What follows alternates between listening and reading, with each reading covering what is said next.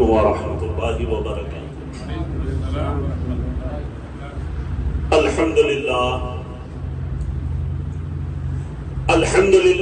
نحمده ونستعینه ونستغفره ونؤمن به ونتوکل علیہ ونعوذ باللہ من شرور انفسنا ومن سیئات اعمالنا من يهده الله فلا مضل له ومن يضلله فلا هادي له ونشهد ان لا اله الا الله وحده لا شريك له ونشهد ان سيدنا وشفيعنا وحبيبنا ونبينا ونظامنا واشرفنا وطبيب قلوبنا وغياثنا وغوثنا ومغيثنا ومعيننا ومولانا محمد عبده ورسوله صلی اللہ علیہ وآلہ آلہ وآصحابہ وذریاتہ وآہل بیتہ وعلماء امتہ وشہداء محبتہ وأولیاء امتہ اجمعین، اما بعد۔ قال اللہ تبارک وتعالی فی القرآن المجید والفرقان الحمید، اعوذ باللہ من الشیطان الرجیم، بسم اللہ الرحمن الرحیم، اہدنا الصراط المستقیم۔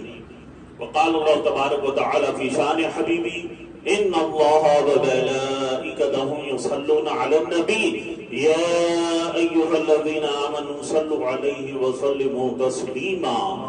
اللہم صلی علی سیدنا محمد وعلی آل سیدنا محمد وبارک وسلم۔ صلاۃ و سلام علیک یا رسول اللہ یا حبیب اللہ صلی اللہ تعالی علیہ وسلم۔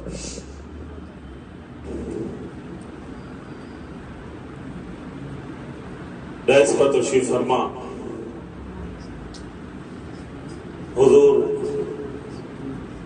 خطیب العصر حضرت العلامہ مولانا حافظ القاری مظفر حسین بندہ نوازی صاحب قبلہ مقدس اللہ العلی و حضرت علامہ عبد القادر صوفی ثانی صاحب سجادہ نشین آستان عالیہ و بزرگان ملت و نوجوانان اہل سنت،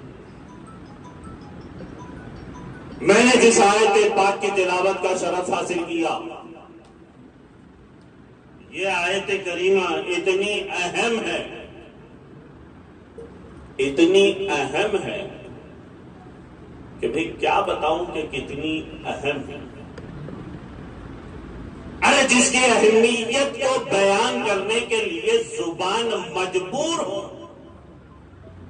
جس کی اہمیت کو بتانے کے لیے زبان خاصر ہو، تو پھر کوئی کیا بتائے کہ یہ کتنی اہم ہے۔ مگر میں اس کو ایک جملے میں یوں عرض کرتا ہوا آگے بڑھ جاؤں کہ یہ آیت کریمہ اتنی اہم ہے، اتنی اہم ہے کہ کوئی نمازی ایک رکعت نہیں پڑھ سکتا جب تک اسے نہ پڑھے۔ پوری نماز تو دور، ایک رکعت نہیں پڑھ سکتا جب تک اسے نہ پڑھے۔ وجہ سورہ فاتحہ ہر رکعت میں پڑھنا ضروری ہے نا؟ توجہ نہیں دی۔ پھر ایک بات کہتا ہوں، فاتحہ پڑھنا ضروری ہے۔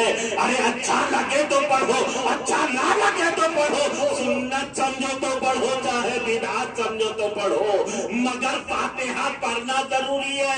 میں نے عالم قیال میں رب کی بارگاہ میں معروضہ کیا، اے الہ العالمین، یہ سورہ فاتحہ کی وجہ، یہ سورہ اخلاص کو کیوں نہیں کمپلسری کر دیا، یہ قل ہو اللہ کا سورہ کیوں نہیں کمپلسری کر دیا؟ حالانکہ اس میں تیری الہیت کا ذکر ہے، تیری الوہیت کا ذکر ہے، لم یلد ہونے کا ذکر ہے، ولم یولد ہونے کا ذکر ہے، لیکن پھر بھی یہ کمپلسری نہیں، یہ اجازت ہے کہ آپ سورہ فاتحہ کے بعد کوئی بھی ایک سورہ پڑھ لو، بالکل جائز ہے، یا پھر ایک لمبی آیت جس کے 3 حصے کیے جا سکتے ہو پڑھ لو، جائز ہے، لیکن سورہ فاتحہ چھوڑنا جائز نہیں۔ میں نے عرض کیا مولا یہ سورہ فاتحہ کمپلسری کیوں؟ فرمایا ارے میں جانتا تھا کہ میرے بندوں میں کچھ لوگ ایسے بھی آئیں گے جو آگے چل کر کے فاتحہ کا انکار ارے سن، جب تو اپنے گھر میں فاتحہ نہیں پڑھے گا، اپنی دکان میں فاتحہ نہیں پڑھے گا، اپنے مکان میں فاتحہ نہیں پڑھے گا، اپنے دارالعلوم میں فاتحہ نہیں پڑھے گا، اپنے اجتماع میں فاتحہ نہیں پڑھے گا، اپنے گھر میں فاتحہ نہیں پڑھے گا، ارے سن، جب تو اپنے گھر میں فاتحہ نہ پڑھے گا، میں تجھ کو تیرے ہی گھر سے اٹھاؤں گا، اپنے گھر بلواؤں گا، وضو کرواؤں گا، فجر میں 4 مرتبہ فاتحہ پڑھواؤں گا، ظہر میں 12 مرتبہ پڑھواؤں گا، عصر میں 8 مرتبہ پڑھواؤں گا، مغرب میں 7 اور عشاء میں 17۔ ایک جمعرات کی فاتحہ کا انکار کرتا ہے، میں دن میں 48 مرتبہ فاتحہ پڑھواؤں گا۔ نعرہ تکبیر، نعرہ رسالت۔ ارے فاتحہ تو وہ بھی پڑھتے ہیں، فاتحہ ہم بھی پڑھتے ہیں، وہ بھی پڑھتے ہیں نمازوں میں، ہم بھی پڑھتے ہیں نمازوں میں، وہ فجر میں پڑھتے ہیں، ہم بھی پڑھتے ہیں، وہ ظہر میں پڑھتے ہیں، ہم بھی پڑھتے ہیں، وہ عصر میں پڑھتے ہیں، ہم بھی پڑھتے ہیں، وہ مغرب عشاء میں پڑھتے ہیں، ہم بھی پڑھتے ہیں۔ فاتحہ وہ بھی پڑھتے ہیں، فاتحہ ہم بھی پڑھتے ہیں، مگر دونوں کے پڑھنے میں فرق ہے، اور وہ فرق یہ کہ ہم مسرور ہو کر فاتحہ پڑھتے ہیں، وہ مجبور ہو کر فاتحہ پڑھتے ہیں۔ اہدنا الصراط المستقیم، اے اللہ تو ہمیں سیدھا راستہ، کسی نے دکھا، کسی نے لکھا، چلا، الحمدللہ ہم دیکھ بھی چکے ہیں، چل بھی رہے ہیں، ضرورت ہے قائم رہنے۔ اے اللہ تو ہمیں سیدھا راستہ، اسی کو پکڑ کر چلیں، چلا۔ تو سیدھا راستہ کون سا ہے؟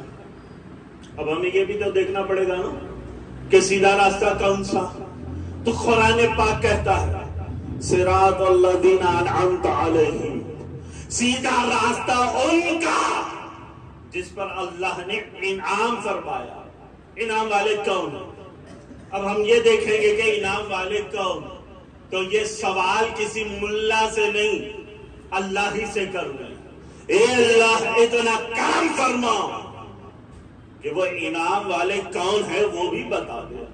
تو اللہ تعالی قرآن میں فرماتا ہے انعام اللہ علیہم من النبیین والصدیقین والشہداء والصالحین۔ انعام والے ہیں نبیین، انعام والے ہیں صدیق، انعام والے ہیں شہداء، انعام والے ہیں صالحین۔ فہرست لمبی ہے، پھر میرے بعد حضرت قبلہ کا بھی خطاب آپ کو سماعت کرنا ہے اختصار کے ساتھ۔ اگر ایک ایک ہم لے کر چلے تو انعام والے ہیں نبی آدم، انعام والے ہیں صدیق آدم، انعام والے ہیں شہید آدم، انعام والے ہیں غوث آدم، انعام والے ہیں خواجہ آدم۔ اب نماز میں دعا کر رہا ہے کہ اللہ تو ہمیں غوث اعظم کے راستے پر چلا، ہمیں